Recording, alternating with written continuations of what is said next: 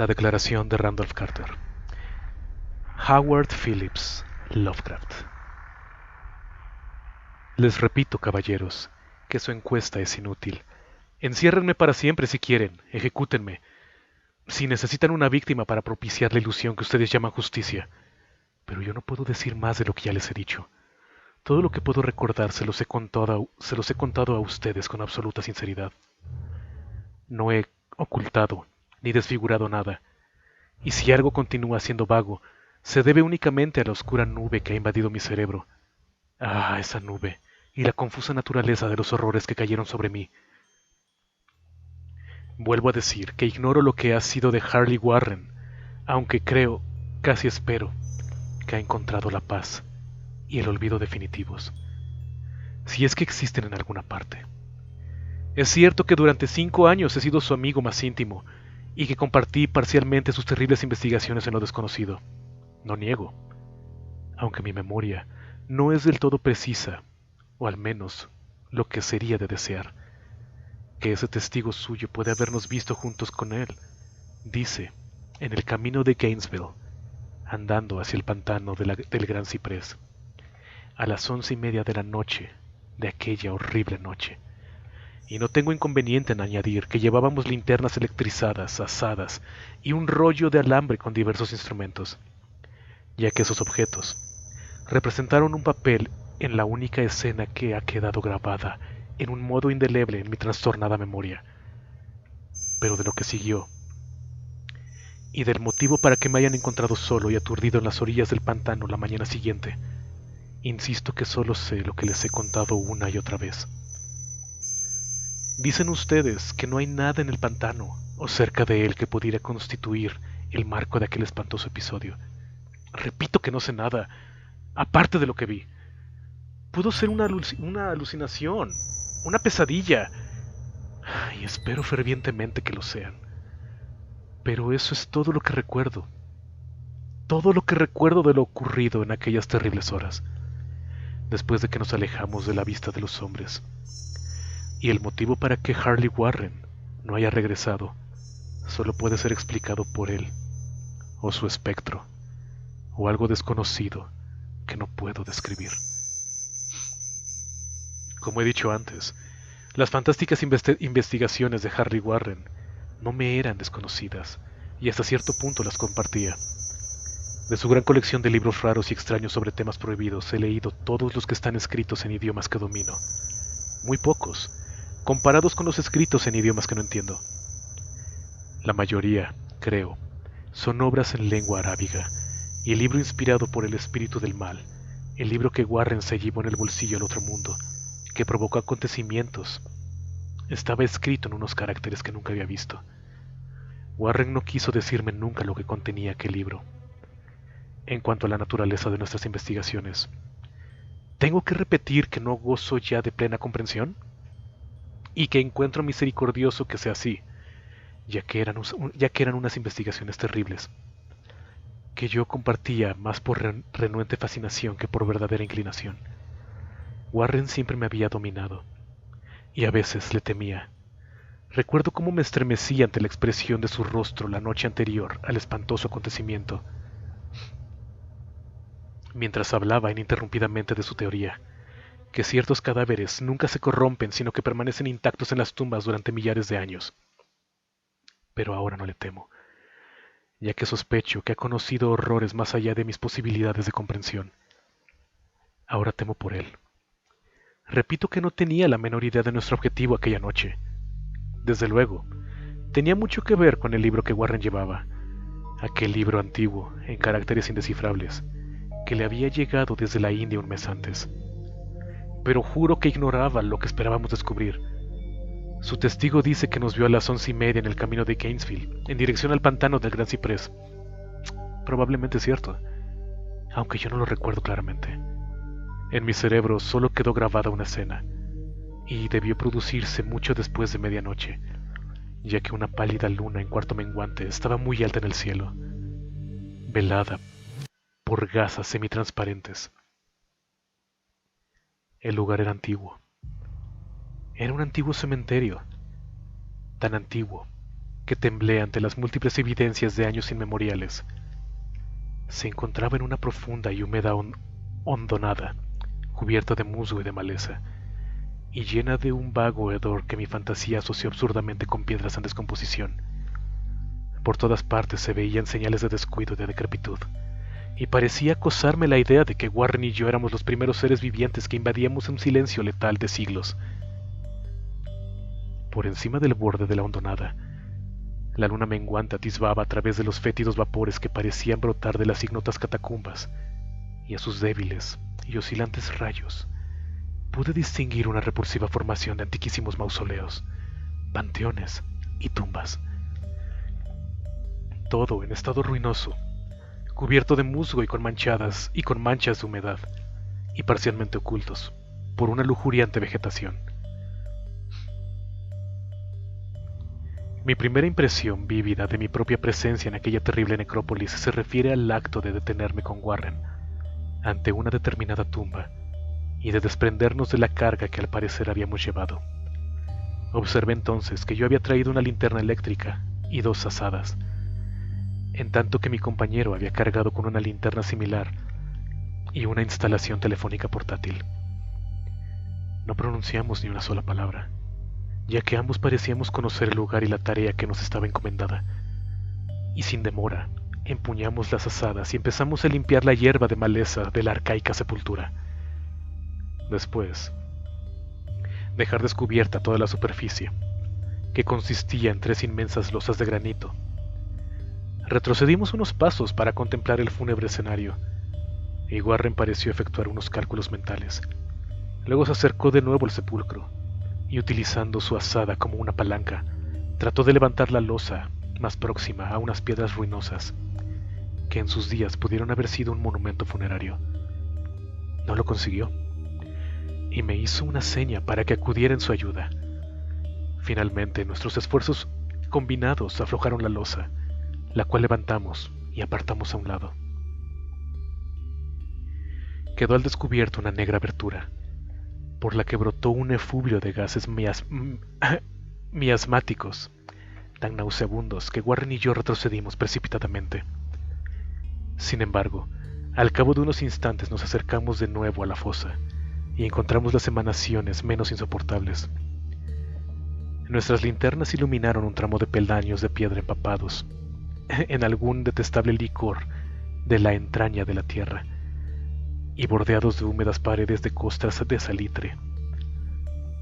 Entonces, por primera vez que yo recuerde durante aquella noche, Warren me habló con su meliflua voz, una voz singularmente inalterada por nuestro pavoroso entorno. «Lamento tener que pedirte que te quedes en la superficie», dijo, «pero sería un crimen permitir que alguien con los nervios tan frágiles como los tuyos bajara ahí. No puedes imaginar ni siquiera por lo que has leído y por lo que yo te he contado, las cosas que tendré que ver y hacer. Es una tarea infernal. Carter, dudo que cualquier hombre que no tenga sensibilidad revestida de acero pudiera llevar a cabo algo así y regresar vivo y cuerdo. No quiero ofenderte, y el cielo sabe lo mucho que me alegraría llevarte conmigo, pero la responsabilidad es mía, y no puedo arrastrar a un manojo de nervios como tú a una muerte o una locura probables. Te repito que no puedes imaginar ni siquiera de qué se trata, pero te prometo mantenerte informado por el teléfono de cada uno de mis movimientos. Como puedes ver, he traído alambre suficiente para llegar al centro de la Tierra y regresar. Todavía puedo oír en mi recuerdo aquellas palabras pronunciadas fríamente, y puedo recordar también mis protestas. Parecía desesperadamente ansioso por acompañar a mi amigo a aquellas profundidades sepulcrales, pero él se mostró inflexible. En un momento determinado amenazó con abandonar la expedición si no me daba por vencido. Una amenaza eficaz, dado que solo él tenía la clave del asunto. Tras haber obtenido mi asentimiento, dado de muy mala gana, Warren tomó el rollo de alambre y justo los instrumentos. Finalmente me entregó uno de los auriculares, estrechó mi mano y se cargó al hombro el rollo de alambre, y desapareció en el interior de aquel indescriptible osario. fui a sentarme sobre una vieja y descolorida lápida, cerca de la negra abertura que se había tragado a mi amigo. Durante un par de minutos, logré ver el resplandor de su linterna y oí el crujido del alambre mientras lo desenrollaba detrás de él, pero el resplandor desapareció bruscamente, como tapado por una revuelta de escalera, y el sonido se apagó con la misma rapidez. Yo estaba solo, pero unido a las desconocidas profundidades por aquel mágico alambre cuyo verde revestimiento aislante brillaba bajo los pálidos rayos de la luna menguante. Consultaba continuamente mi reloj a la luz de mi linterna y estaba pendiente del auricular con febril ansiedad. Pero durante más de un cuarto de hora no oí absolutamente nada. Luego percibí un leve chasquido y llamé a mi amigo con voz tensa. A pesar de mis aprensiones, no estaba preparado para las palabras que me llegaron desde aquella pavorosa bóveda, con un acento de alarma que resultaba mucho más estremecedor, por cuanto que procedía del imperturbable Harley Warren. Él, que se había separado de mí con tanta tranquilidad momentos antes, llamaba ahora desde abajo con un tembloroso susurro más impresionante de que había desafiado a los gritos. ¡Dios!